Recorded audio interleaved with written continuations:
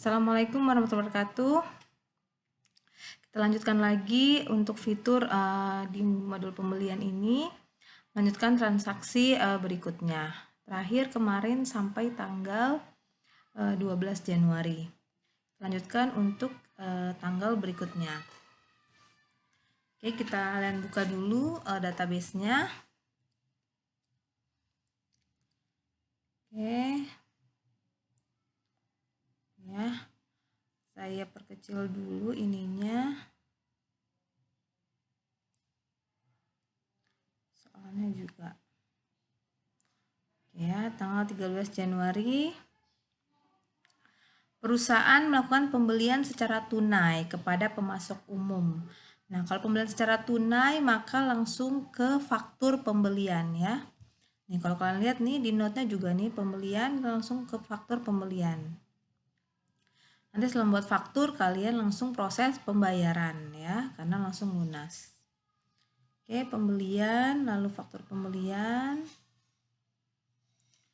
kepada pemasok umum.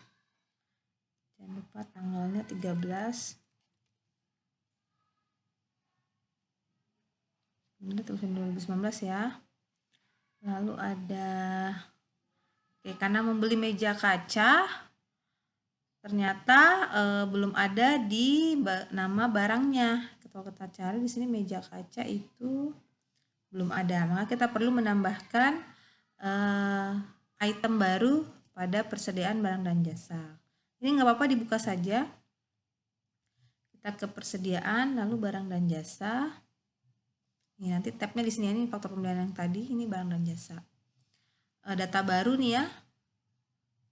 Kalau tadi ini melihat data, nih adanya kursi bar, kursi kerja, kursi santai, meja bundar, meja kaca. Kita mau nambahkan meja kaca ya. Data baru, nama barangnya meja kaca. Lalu kategorinya nih ada kategorinya meja. Oke, lalu jenis barang persediaan ini sudah satuannya pieces. Lalu harganya ini 375.000. Jual satuan, lalu jangan lupa pajak di bagian bawah nih. Pajak, lalu kalau sudah di save dulu. Nah, sudah masuk datanya. Ada meja kaca nih ya. Oke, barang sudah tutup, ke faktur pembelian lagi, baru masukkan nomor faktur 08791. Cari meja kaca. Meja kaca kita beli 100 buah seharga 85.000. Dimasukkan ke gudang depan. Oke, sudah. Nah, kalau sudah, karena ini tadi pembelian secara tunai, maka kita langsung saja proses pembayaran. Kita tambah cerita baru. Ya, jadi yang ini jadi faktur tadi udah otomatis tersimpan saat kita klik proses pembayaran. Oke, pembayarannya tadi melalui transfer Bank Mandiri. Tanggalnya jangan lupa 13 Januari 2019. Lalu membayar secara lunas tunai ya, berarti langsung saja nilai pembayarannya sesuai dengan si faktur. Saya perbesar lagi. Ini tinggal tarik aja. Nah, sesuai dengan tagihan ya jadinya ya. Si fakturnya sesuai dengan tagihan.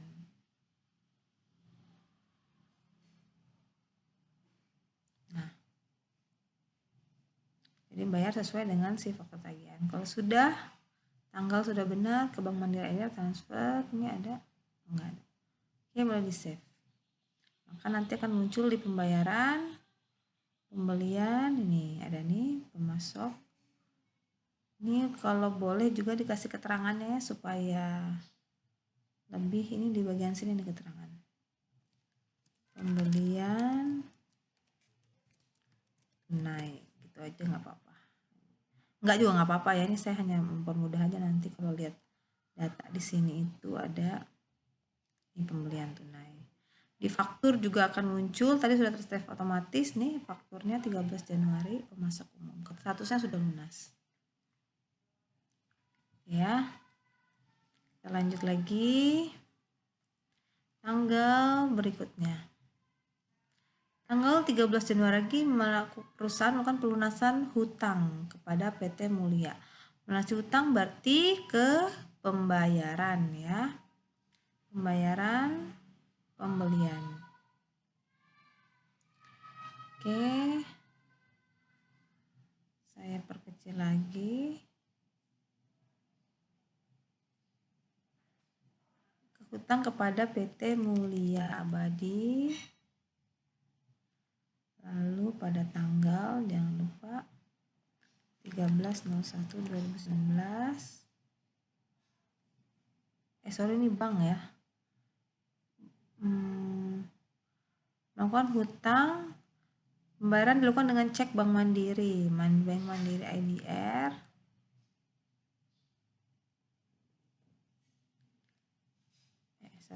Kas Mandiri. Bank Mandiri IDR dengan cek nomor GR 0098. Tanggalnya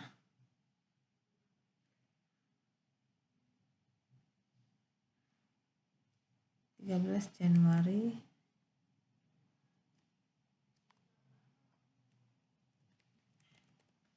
2019 dengan tanggal cek ini diperkecil lagi ya.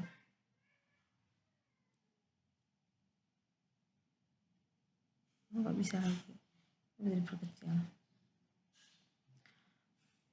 Dan jatuh tempo pada tanggal 31 Januari ini, 31/19 Januari. Tanggal bayar, nomor faktur. Oke, kita ambil dari ini. Dia membayar hutang PT Mulia untuk nomor faktur INV yang MA, yang ini berarti ya. Nah, yang ini kita ambil. Untuk pelunasan hanya lakukan sebagian, yaitu 10 juta.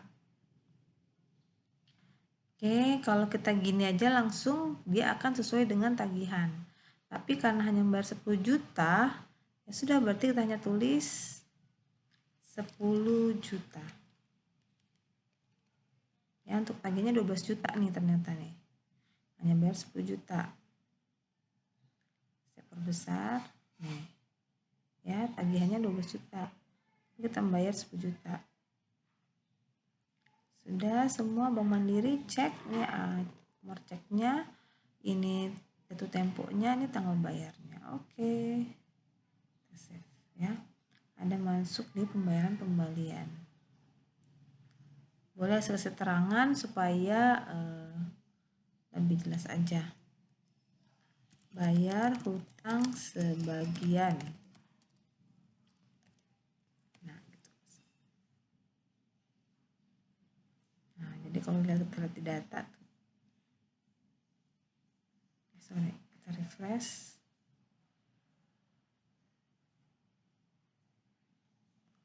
Baru, kok nggak muncul ini keterangannya? Oh, pembayaran. Waduh, kenapa nih jaringan saya ya? Pembayaran hutang sebagian.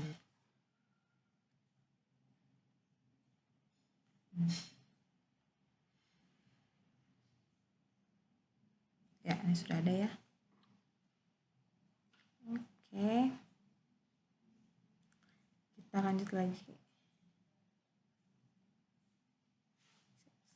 Oke. Lanjutkan tanggal 14 Januari. Perusahaan melakukan pembelian kepada CV Sumber Kayu, di mana pembelian ini perusahaan menerima faktur dan menulisnya terlebih dahulu, baru barang kemudian dikirimkan setelahnya. Nah, untuk yang begini, jadi kita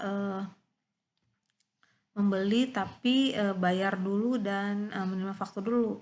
Nah, barangnya kemudian. Nah, itu kita perlu tambahkan, ini ada note di bawahnya, kita harus perlu aktifkan fitur pembelian untuk tagihan di muka mendahului terima barang. Sudah di preferensi,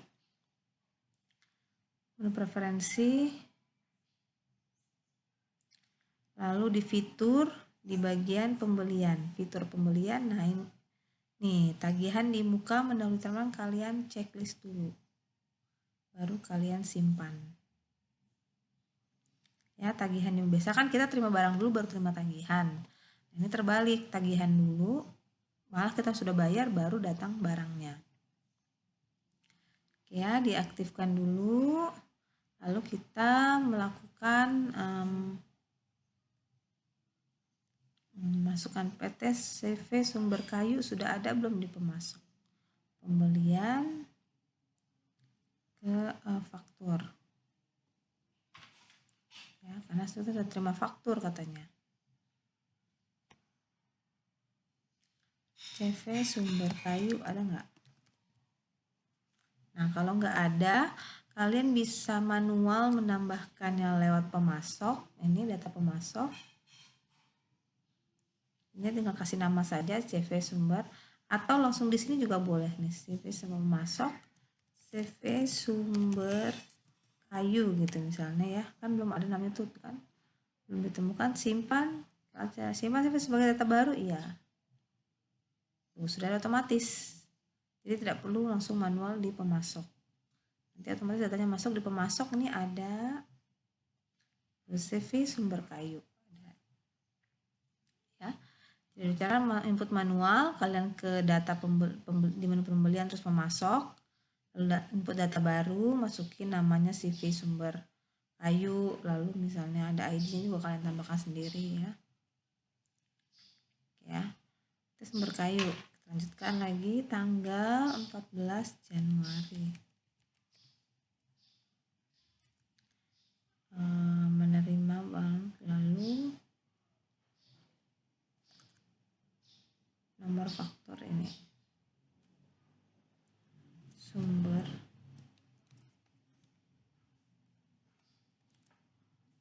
776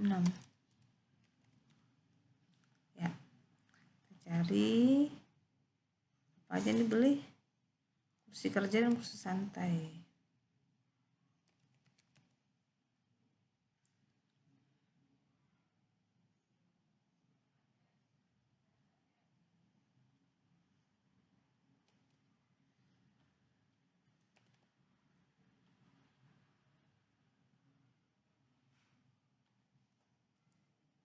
Saya perkecil lagi soalnya apa tadi, 100, harganya 100.000.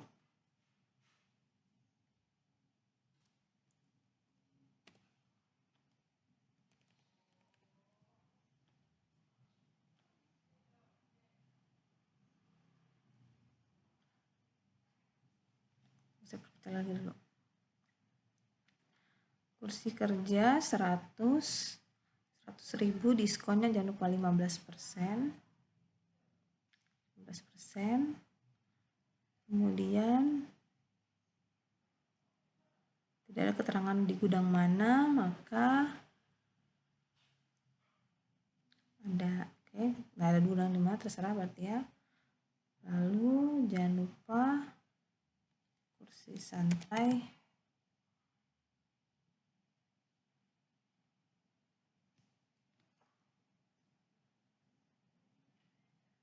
50 buah 80.000. Sekarang nggak ada.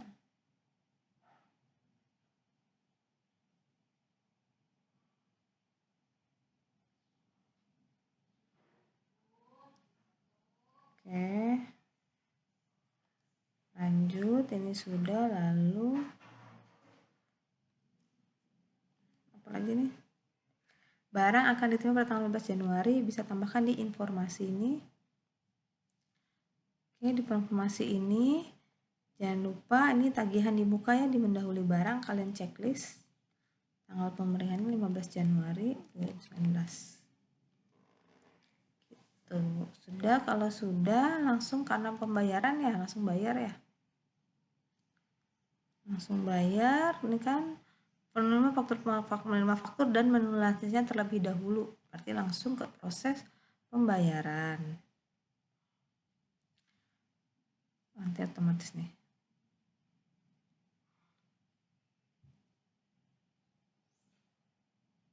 Pembayaran ya tadi ya. Tanggal 14 melalui transfer Bank Mandiri IDR. Oke, Bank Mandiri transfer. Nah, pembayarannya karena sesuai, maka sesuai dengan tagihan.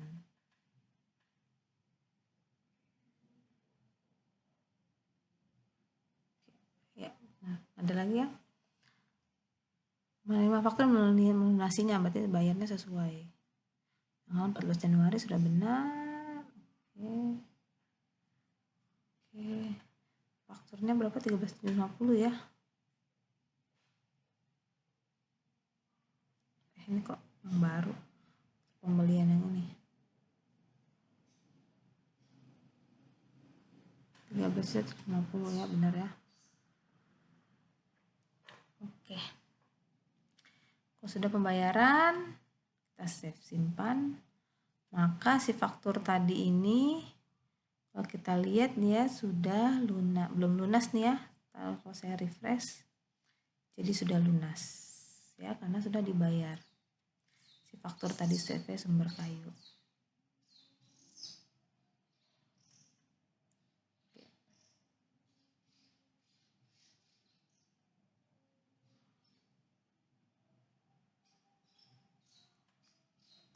Kita lanjutkan lagi.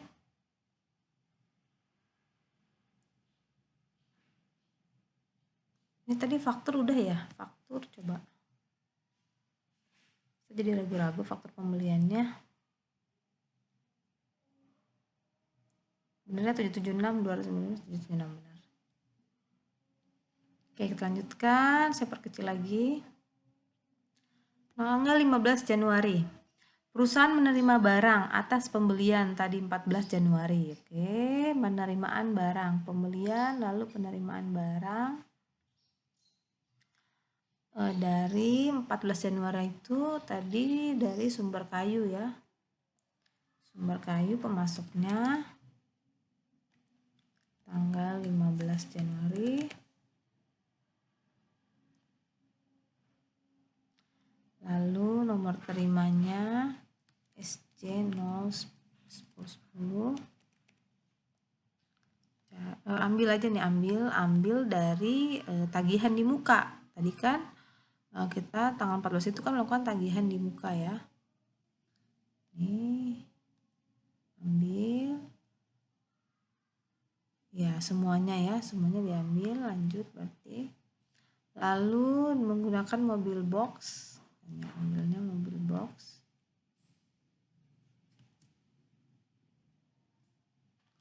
Mobil box tanggal kirim tanggal 15/01/2019.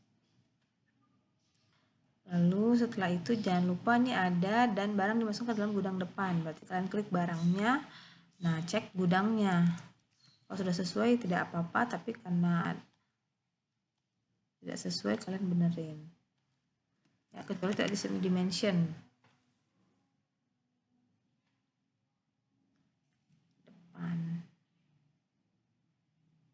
Oke, sudah semua datanya sudah. Oke, kita simpan. Ya. Barang ya ada ya. 15 Januari. Lagi tanggal 16. Perusahaan melakukan klaim atas pembelian. Nah, tanggal 14 Januari. Di fitur pembelian ini juga ada klaim nih. Mana ya? Kok nggak ada? Oh, diaktifkan dulu fitur klaim melalui menu preferensi. Kita aktifkan dulu pengaturan di preferensi di bagian fitur. Fitur dari pembelian. Nah, ini klaim pemasoknya kalian aktifkan. Fitur itu berarti menu-menu di sini ya, aktif apa enggak. Oke, sudah kita aktifkan, maka dengan bisa kita mengajukan klaim di pembelian, terus nih muncul ya klaim pemasok. Klaim pemasok, cari klaimnya ke sumber kayu ya.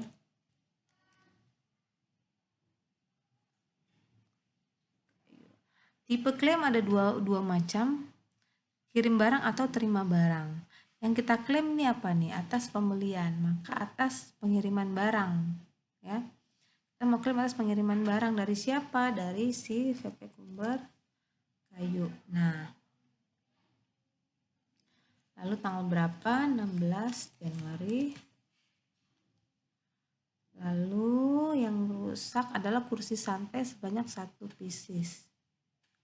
Kursi santai 1 pieces. Itu ada dari gudang depan, ya, dari gudang depan, jangan lupa. Lanjut, nah sudah ada. Lalu klaim ini dilakukan karena ada kursi santai yang rusak. Oke, sudah cukup. Untuk barang kursi santai diklaim untuk pengiriman barangnya ke CV Sumber Kayu. Oke, kita simpan, datanya sudah masuk. Tanggal kirim barang, pemasoknya Sumber Kayu. Ya. Oke, kalau sudah kita keluar.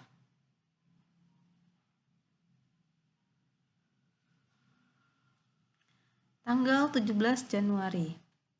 Perusahaan menerima barang atas klaim pembelian. Nah, sekarang tadi klaim kita diterima ya. Jadi lagi di klaim pemasok. Kalian tambahkan data baru, tapi kita ini terima barang. Ya, kita ini cari dari Sumber Kayu. Itu di kursi santai tadi ya. Dimasukkan ke dalam gudang depan ya, sudah. Oke, ada nih catatan setting akun selisih nilai persediaan dengan akun nih di pengaturan setting. Kita cek dulu sudah benar belum. Tanpa preferensi, lalu ada akun perkiraan di sini di bawah, lalu chat account, atau nih di klaim pemasok super claim.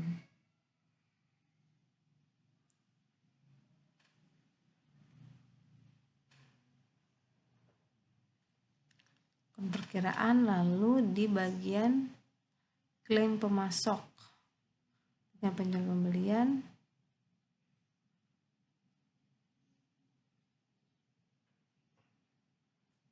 Mana tuh ya?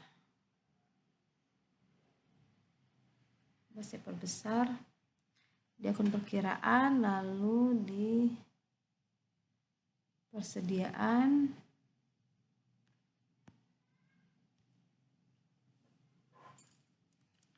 di mana katanya nih? Pengaturan pada akun perkiraan, lalu di akun perkiraan di chart of account. Mana nih? Perusahaan.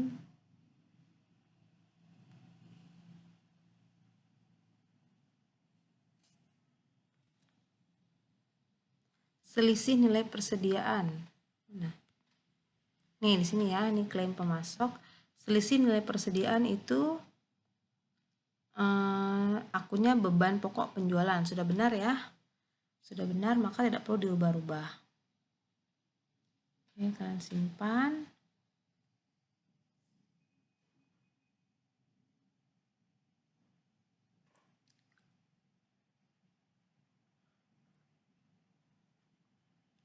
Baru yang tadi klaim tadi kalian simpan juga. Ya, jadi tadi klaim ada 2. Pengiriman sama terima barang ya. Wih, tanggalnya saya salah nih. Terima barangnya tanggal 17 Januari. Sorry, maaf. Ya, jadi kalian harus lebih teliti ya. Cek-cek tanggal nih. Coba saya refresh.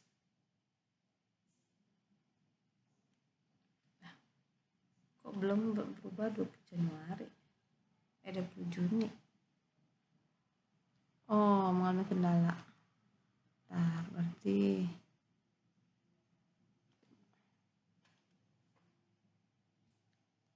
nah ini sudah tanggal 17.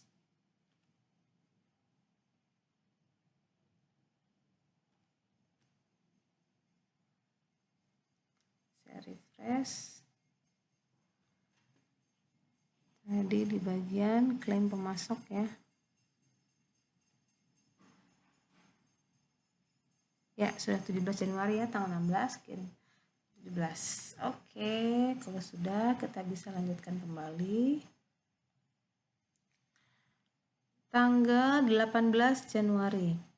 Perusahaan informasi dari PT Central Furniture untuk nomor rekening bahwa kita melakukan pencetakan nomor rekening ke dalam akurat ya, nomor Bank Mandirinya Central Furniture. Seperti di pembelian, di pemasok, lalu cari, ditutup aja ini. Ini si Central Furniture, mana tuh dia? Kalian klik lalu